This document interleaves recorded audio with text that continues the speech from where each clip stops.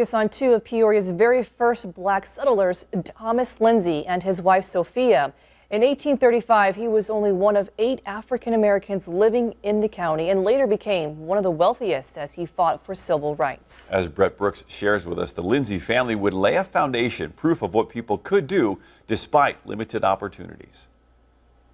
Thomas Lindsay came to Peoria as a kid, becoming one of the River City's earliest settlers and most influential black citizens. He was a wealthy landowner. He was known to purchase friends and family members, buy them out of slavery and bring them up to Peoria, including his wife, Sophia Jane Lindsay.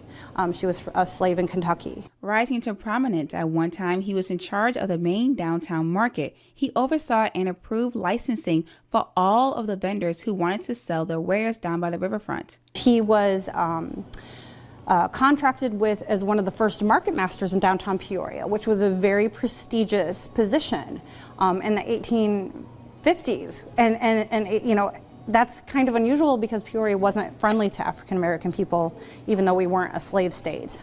Dr. Romeo B. Garrett, Bradley's first black professor, wrote in his book, The Negro in Peoria, that Thomas Lindsay showed what the colored man can do with the shackles removed, a sentiment echoed by one of his 6 children, Elizabeth. She graduated with honors, and her commencement speech was printed in newspapers all over the state of Illinois. In her 1873 speech, Elizabeth said, quote, "Give the African race 200 years of freedom, respect, and education instead of slavery and prejudice. And if they had the same privilege as their white counterparts, they would reach the same level of intelligence."